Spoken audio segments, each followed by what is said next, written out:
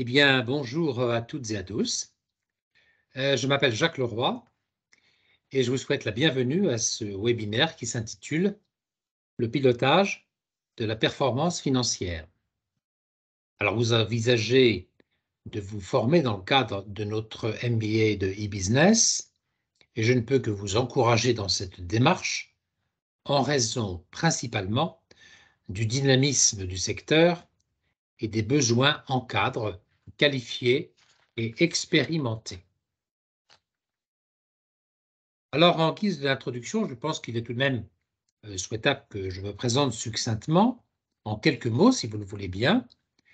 J'ai effectué une carrière dans la banque et dans l'assurance, où j'ai occupé différentes fonctions.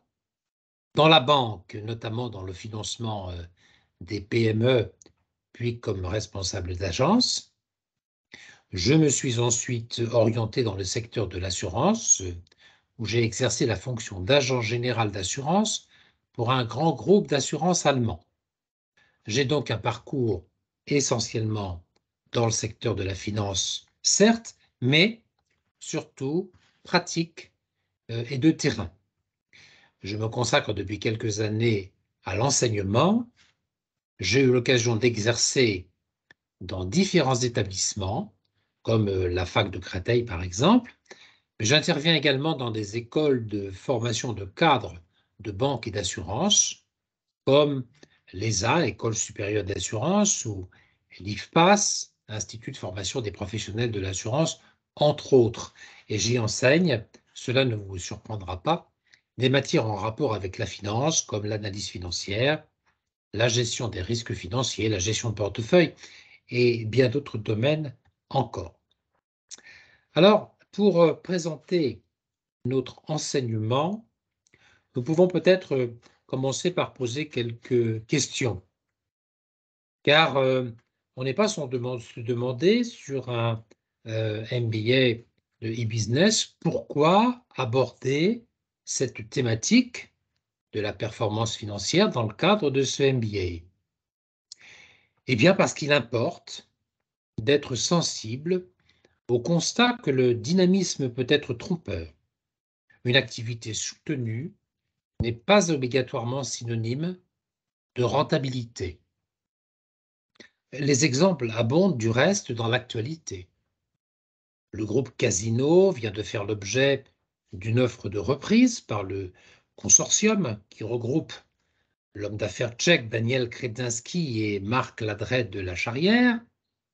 Pourtant, les marques Franprix, Monoprix, que nous connaissons tous, symbolisaient la prospérité et pour autant, ce groupe devait supporter la charge terrible d'une dette colossale qui a fait qu'il n'a pas pu perdurer sans avoir recours à des investisseurs.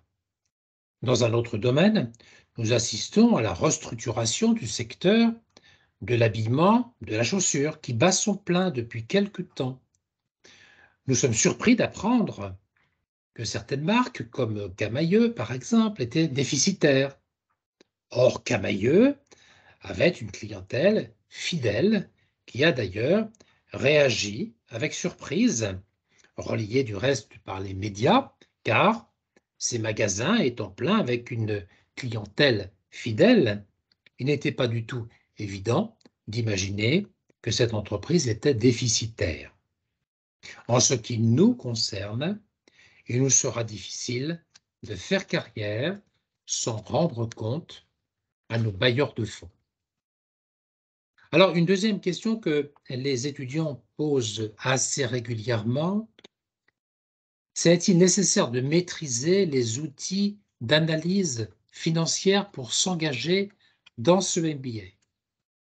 La réponse est clairement non. Nous passerons une vingtaine d'heures ensemble et il ne s'agit pas d'avoir l'ambition de se former à l'analyse financière à proprement parler. Ce MBA n'est pas un MBA de finance pure. On ne se destine pas au contrôle de gestion, à l'audit ou à l'expertise comptable. En revanche, on ne peut pas s'intéresser au dynamisme d'un secteur en éludant les questions qu'un bailleur de fonds se pose par nature, qu'il soit banquier ou investisseur. Quel est mon niveau de risque? Pourquoi investir dans le développement d'une entreprise plutôt que dans une autre? Alors bien sûr, il y a le cas des personnes qui sont déjà plus ou moins formées à l'analyse financière et cela constituera pour elles, sous certains aspects, une utile révision. Mais celles qui n'ont jamais étudié cette matière ne doivent pas s'en inquiéter car nous reviendrons sur les outils nécessaires à l'analyse et à sa compréhension. Autre question fréquemment posée, y a-t-il d'autres approches de la performance en entreprise? N'est-il question que de finance? Ou bien une entreprise moderne doit-elle performer dans d'autres domaines? Eh bien, puisque nous parlerons de performance, nous nous arrêterons un instant sur les différentes approches de la performance au sens large. Nous replacerons la performance financière dans son contexte et la ramènerons à son juste niveau. Il n'y a pas en effet que l'approche financière qui importe. Aussi, nous évoquerons entre autres la performance environnementale, la performance éthique, la RSE, sujet ô combien actuel, etc. Il n'y a pas actuellement d'entreprise qui nous communique sur ces différents aspects, puisqu'il est question de mettre l'homme au centre du projet et pas seulement la finance. Enfin, dernière question, à quoi correspond cette notion de pilotage? Les problèmes financiers peuvent être la conséquence de causes exogènes imprévisibles, événements naturels, guerres, particulièrement d'actualité. Mais ils sont souvent prévisibles au sens où gouverner, c'est prévoir. Avec un peu de recul sur les grandes crises qui ont marqué l'histoire économique et financière, comme par exemple la crise de 29 ou la crise des subprimes de 2007-2008, on constate après coup qu'il y avait des signes avant-coureurs qui auraient au moins pu nous alerter, alors à défaut de les prévoir, et en tout cas dans une certaine mesure. Le pilotage, c'est une métaphore aéronautique, une analogie avec le pilotage d'un avion qui sous-entend que nous disposons d'un tableau de bord, que nous disposons d'indicateurs, mais on tient le manche. La performance financière ne se subit pas, elle se pilote. Alors, dans le cadre du développement de notre cours, eh bien, nous aborderons un certain nombre de notions et tout d'abord, nous étudierons des données chiffrées sur l'évolution de l'activité du e-business. Dans un deuxième temps, nous procéderons à une révision des outils comptables. Nous reverrons la notion de patrimoine avec le bilan. Nous reverrons la notion de fonctionnement avec le compte de résultat. Nous réviserons les notions de fonds de roulement, de besoin en fonds de roulement, de trésorerie. Nous aborderons aussi le besoin de fonds propres qui manque notoirement dans les entreprises françaises en général. Cela nous permettra, dans un troisième temps, de rappeler ce que l'on entend par performance financière dans l'entreprise en général. Nous évoquerons dans un quatrième temps le e-business et ses spécificités. Par exemple, il n'y a plus apparemment besoin des boutiques du commerce traditionnel, disions-nous. Mais n'y a-t-il pas en contrepartie des besoins nouveaux, par exemple pour le stockage? Il peut y avoir aussi des problématiques nouvelles, la logistique par exemple. comme l'acheminement des marchandises et la problématique et la gestion du dernier kilomètre, le plus coûteux. Cela nous permettra d'évoquer enfin les pistes qui permettent d'améliorer la performance financière du e-business, qui constitue finalement l'objectif de notre cours. Quelles sont les bonnes pratiques et les bonnes décisions? Alors, en ce qui concerne les données chiffrées sur l'évolution de l'activité, nous entrerons bien entendu dans le détail, mais nous pouvons d'ores et déjà dire, pour illustrer notre propos, que nous avons tout de même dans ce secteur un dynamisme tout à fait remarquable, puisqu'en 2022, le chiffre d'affaires s'établissait à un peu moins de 150 milliards d'euros, avec le constat d'une croissance à deux chiffres, un peu moins de 14%, qui laisse tout de même rêveur un bon nombre de secteurs d'activité. Il faut vraiment aller dans des secteurs comme le luxe, par exemple, pour trouver des performances supérieures. Beaucoup d'activités rêveraient d'une croissance à deux chiffres. Alors du reste, la part de marché du e-business dans l'ensemble du commerce, notamment de détail, représente aujourd'hui plus de 12%, alors que le e-business et le commerce électronique datent d'un peu plus de 2 décennies. Ça n'est pas finalement si vieux que cela. Nous nous arrêterons aussi sur les sites actifs en nombre, car il y a ceux effectivement qui fonctionnent, et puis il y a ceux qui sont créés, et nous pourrons constater que lorsque l'on crée un site, eh bien, il ne va pas de soi que ce site trouve sa clientèle. Toujours est-il qu'on note, toujours dans ce domaine, une croissance à deux chiffres de la création des sites marchands.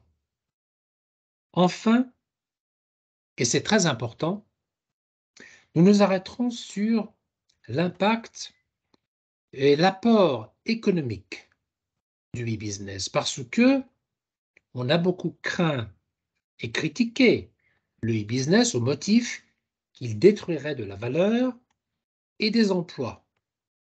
On constate aujourd'hui qu'il n'en est rien. Il représente aujourd'hui un peu moins de 200 000 emplois. On constate une croissance de l'ordre de 4% par an.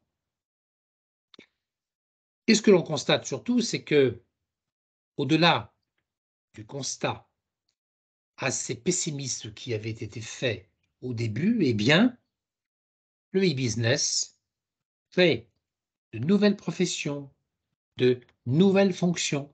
Et cela fait penser, bien entendu, dans un autre domaine, à l'intelligence artificielle qui arrive maintenant dans tous les aspects de la vie économique et même privée du reste, et qui, loin de détruire des emplois, au contraire, en crée d'autres. Il est très probable que les professions à venir n'existent pas encore, n'ont pas été créées, et que c'est l'apport de toutes ces nouveautés et de ces nouvelles technologies qui vont constituer la croissance de l'avenir. Alors nous nous arrêterons aussi sur la répartition des sites en fonction de leur niveau d'activité et de leur rentabilité. Car il y a deux constats que l'on peut faire aisément. C'est que la plupart des sites sont en fait de toute petite taille. 3/4 des sites à peu près, il faut en être conscient, réalisent moins de 100 000 euros de chiffre d'affaires. Alors ça pèse pas beaucoup sur le marché, certes, mais ce sont ces sites-là qui, en général, peinent beaucoup à trouver leur seuil de rentabilité. Il y a ensuite plus de 20% qui ont un chiffre d'affaires entre 100 000 et 1 million d'euros. Alors avec les 73%, voilà, pratiquement 93% des sites qui sont en réalité de toute petite taille.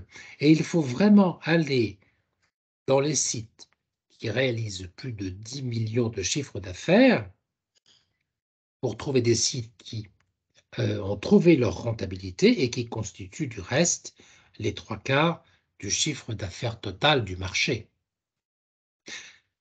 À côté de cette répartition en fonction de l'activité, nous constaterons que la rentabilité des sites de vente de produits eh bien, ne deviennent rentables surtout lorsque le site parvient à atteindre une taille critique. Ainsi, sur les très gros sites de plus de 100 millions d'euros de chiffre d'affaires, on constate que les 3/4 sont aujourd'hui rentables, pas tous, hein, les 3/4, 12% sont à l'équilibre et que encore, eh bien, quelques pourcents peinent à trouver leur rentabilité. Quant aux sites de moins de 10 millions, quand on descend dans le chiffre d'affaires, eh bien, on s'aperçoit qu'il n'y en a plus que 65%, disons les 2/3 qui sont rentables et 23% qui sont à l'équilibre. Et puis quant aux autres, eh bien, ils sont véritablement à la peine. Alors, pour conclure, et en quelques mots, je dirais qu'il est important de comprendre que cette formation n'a pas pour objectif de nous alarmer ou de tracer un tableau négatif du secteur du e-business, loin de là. Ce serait tout à fait exagéré car ce secteur est évidemment porteur. Et le e-business constitue une véritable disruption dans le commerce traditionnel. Non, cette formation ambitionne de nous sensibiliser au fait que la rentabilité ne va pas de soi, même lorsque l'activité est soutenue.